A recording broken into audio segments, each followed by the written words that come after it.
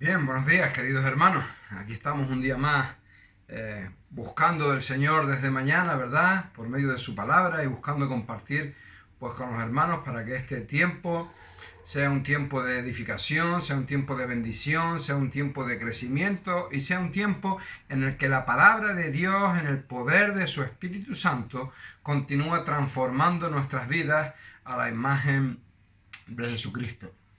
Qué importante es que tengamos una actitud correcta ante esto por lo cual estamos pasando, ¿verdad? Y hoy vamos hablando de actitudes correctas, vamos a meditar en torno a un texto que está en el libro de Hechos, un texto que nos muestra cómo un mismo hecho puede afectar de diferente manera a unos o a otros, según nuestra posición, ¿verdad? Y se encuentra en el libro de Hechos, en el capítulo 16. Del capítulo 16 de Hechos es de donde hemos sacado el precioso versículo que preside nuestra plataforma, el lugar donde tenemos el púlpito, ¿verdad? Que dice, cree en el Señor Jesucristo y serás salvo, ¿verdad? Pues es justo de esta porción que hoy leemos que vamos a sacarlo. Así que en el libro de Hechos nos narra pues algo que le ocurrieron a Pablo, a Silas, al carcelero y a toda su familia y en Filipos. Y dice el versículo 25, inicia con Pablo y Silas en la cárcel. Estaban en la cárcel con los pies allí, dice, termina el versículo 24 diciendo, el cual, recibido este mandato, los metió en el calabozo de más adentro y le aseguró los pies con el cepo. Estaban en el último calabozo, en el calabozo del fondo, el calabozo que recibía menos luz, el calabozo que tenía menor ventilación, el calabozo reservado para los peores presos. Ahí estaban Pablo y Silas. Y nos dice el texto a partir del versículo 25, pero a medianoche, orando Pablo y Silas, cantaban himnos a Dios, y los presos los oían. Entonces sobrevino de repente un gran terremoto de tal manera que los cimientos de la cárcel se sacudían y al instante se abrieron todas las puertas y las cadenas de todos se soltaron. Despertando el carcelero y viendo abiertas las puertas de la cárcel, sacó la espada y se iba a matar, pensando que los presos habían huido. Nos cuenta esta historia, empieza con Pablo y Silas, o la tomamos, con Pablo y Silas en la cárcel. ¿Qué había hecho que Pablo y Silas estuviesen en la cárcel? ¿Qué había hecho que Pablo y Silas estuviesen en el peor calabozo, en el de más adentro, en el peor de todos? Hoy podríamos decir incomunicados, ¿no es verdad? Que meten a los presos en aislamiento cuando hay mal comportamiento, cuando son presos peligrosos o cualquier cosa de ese tipo, ¿verdad? ¿Qué habían hecho ellos para merecer eso? Pues lo que ellos habían hecho hasta ese momento no es otra cosa que habían obedecido el llamado que Dios les hizo por medio del varón macedónico de pasar y predicar el evangelio. Había estado llevando a personas a Cristo para que fuesen salvos de la condenación eterna, para que descubriesen y disfrutasen el perdón de los pecados y el amor de Dios en Cristo Jesús. Habían sido susceptibles a las necesidades de aquellos que estaban en su entorno, ayudándoles y colaborando con ellos. Eso es lo que habían hecho. No habían hecho nada malo, habían obedecido a Dios, habían llevado una vida conforme a la voluntad de Dios y estaban sirviendo a su Señor. Eso era lo que ellos estaban haciendo. Sin embargo, vemos como eso fue lo que les llevó a estar en la cárcel. Habían sido personas ejemplares, habían sido creyentes magníficos, entregados, consagrados a Dios y terminaron con sus huesos en la cárcel. Eso es triste, pero a veces pasa. Eso nos enseña que estar haciendo las cosas bien, que estar obedeciendo a Dios y estar haciendo su voluntad, que estar sirviéndole y viviendo una vida consagrada a Él, que estar inmersos en ese proceso de transformación por el medio de dejar que la palabra de Dios hable a nuestras vidas y nosotros ajustarnos a la palabra de Dios para ir siendo transformados conforme a la imagen de Cristo, no es garantía de que las cosas en la tierra nos vayan bien. Y Pablo y Silas son un claro ejemplo de esto. Acabaron allí con maleantes, con quizás asesinos, con ladrones, con lo peor de la sociedad que estaba allí cumpliendo condena también en aquella cárcel. A veces pasa eso, ¿verdad? Pero ellos no se marcaron por eso. Ellos, nos dice el texto, que a medianoche, o sea, ya imagínate, cansados, agotados, pero a medianoche aún ellos tenían fuerzas para orar y para cantar himnos a Dios. Aún en esa situación de cárcel, ellos continuaban dando testimonio del Señor por medio de las oraciones y por medio de los cantos que estaban entonando. El hecho de estar en la cárcel no les desanimó, sino al contrario, les llevó a poner en marcha toda una campaña evangelística, porque los presos, nos dice el texto, que estaban escuchando. Y es curioso ver cómo el tiempo de agonía en lo físico, porque indudablemente en lo físico había agonía, en lo físico había sufrimiento, sus pies estaban en el cepo, la humedad de la mazmorra, el mal olor de la mazmorra, todo, estaban sufriendo todo lo malo de estar allí en la mazmorra, pero ese tiempo de agonía, al mismo tiempo, para ellos era un tiempo de alabanza y de adoración al Señor. Qué maravilloso, qué lindo, ¿verdad? Qué bueno, que esa era la actitud de Pablo y de Silas. Ellos no se amargaron y permitieron que eso fuese lo que a ellos les ayudase a expresar su adoración al Señor.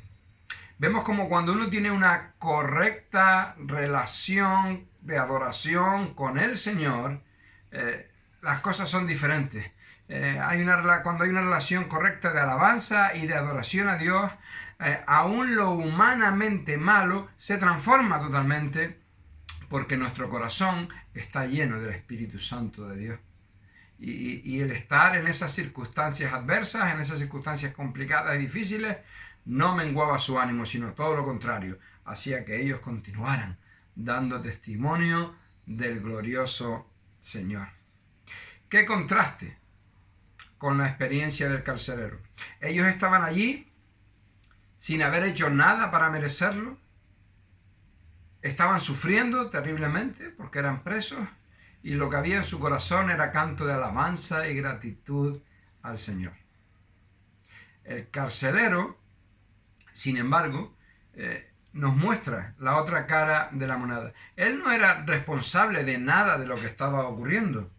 Realmente él no fue quien ordenó que encarcelaran a Pablo y a Silas.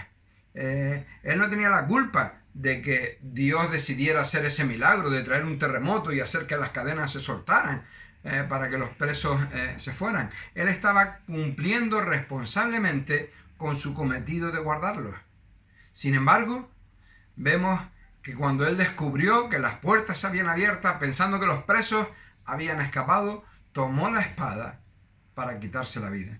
Era tal la sensación de culpa, era tal la realidad y el conocimiento que él tenía de lo que les esperaba, porque era un soldado romano, y cuando un soldado romano dejaba escapar un preso, pagaba con la vida, y eso le hizo entrar en una angustia tal que incluso antes de que el gobierno romano tomara cartas en el asunto, él decidió quitarse la vida él mismo. Es curioso. Y ese es el gran contraste. Porque cuando no tienes una relación personal y correcta con Dios como la que tenían Pablo y como la que tenían Silas, hasta lo mejor de ti se convierte en maldición. Y vemos como este hombre estuvo dispuesto, estuvo a punto de quitarse la vida. ¿Y por qué no se quitó la vida? Pues porque Pablo y Silas, que estaban adentro, le gritaron que no lo hicieran. Nos dice el versículo 28, el 27 dice que despertando el carcelero y viendo abiertas las puertas de la cárcel, sacó la espada y se iba a matar, pensando que los presos habían huido. Mas Pablo, clamó a gran voz diciendo: no te hagas ningún mal, pues todos estamos aquí. Recuerdo hace unos años cuando nuestro hermano Rafael Castro comenzó el tema del centro para ayudar a hermanos, a personas que estaban en situación de drogadicción. Su lema era: no te hagas ningún mal, nosotros estamos aquí. Tomado sin duda de este versículo, ¿verdad? No te hagas ningún mal, nosotros estamos aquí. Estamos aquí para ayudarte. Estamos aquí para ayudarte no solamente en lo físico, sino también en lo espiritual, mostrándote el camino de salvación. Y eso fue lo que Pablo le gritó al carcelero: no te hagas ningún mal. Todos estamos aquí. No nos hemos escapado. A pesar de que podíamos haberlo hecho, gracias a que el Señor abrió las puertas y rompió nuestras cadenas, sin embargo nosotros no escapamos. Estamos aquí. Estate tranquilo. Tu vida no corre peligro. Estamos aquí. Y la reacción a esa actitud fue una reacción sorprendente. El versículo 29 dice: entonces, pidiendo luz, se precipitó adentro y temblando se postró a los pies de Pablo y de Silas, y sacándolo les dijo: señores, ¿qué debo hacer para ser salvo? Ellos dijeron: cree en el Señor Jesucristo y serás salvo tú y tu casa. Y le hablaron la palabra del Señor a él y a todos los que estaban en su casa. Y él, tomándolos en aquella misma hora de la noche, les lavó las heridas, y enseguida se bautizó él con todos los suyos, y llevándolos a su casa, les puso la mesa, y se regocijaron con toda su casa de haber creído a Dios. El hecho del testimonio de Pablo y de Silas de no haberse fugado aún teniendo la oportunidad de hacerlo, abrió la puerta para que el carcelero, sin duda pues también puede ser que ya hubiese escuchado algo, pero fue el colofón, el último escalón, el punto final para que él se rindiera y les preguntara: señores, ¿qué debo hacer para ser salvo? Y ahí la gran declaración de Pablo: cree en el Señor Jesucristo y serás salvo. ¿Has creído en el Señor Jesucristo? Si no, no eres salvo.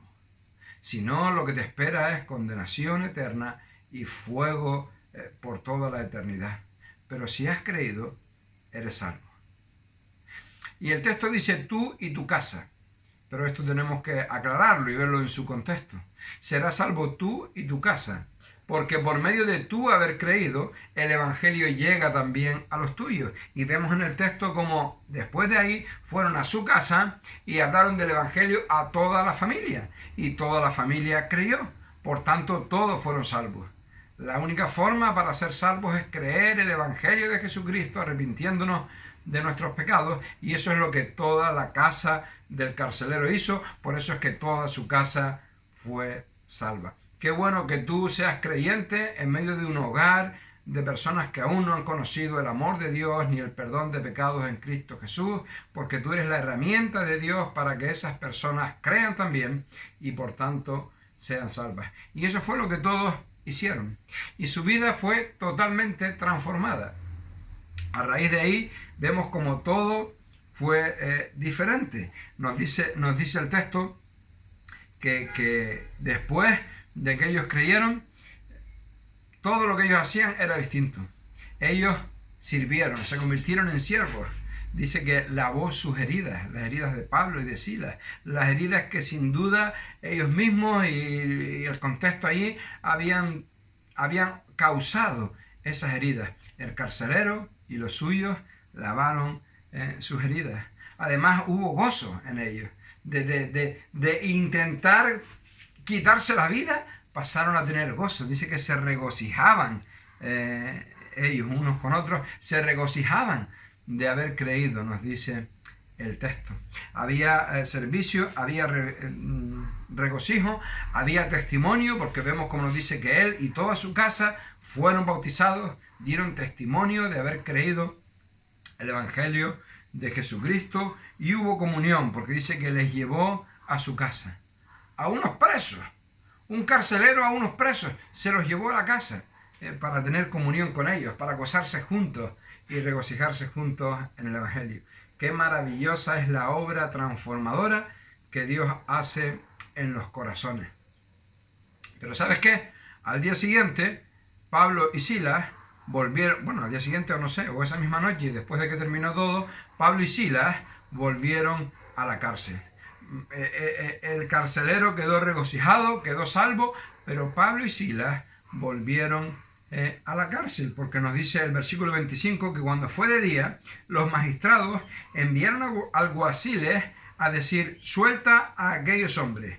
Y el carcelero hizo saber estas palabras a Pablo: los magistrados han mandado a decir que os suelte. Así que ahora salid, marchaos en paz.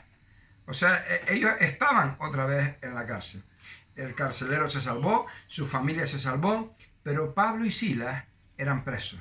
Por tanto, su lugar estaba en la cárcel. Y allí volvieron. Y allí seguían sin duda alabando al Señor, orando al Señor y testificando del Señor con los demás presos.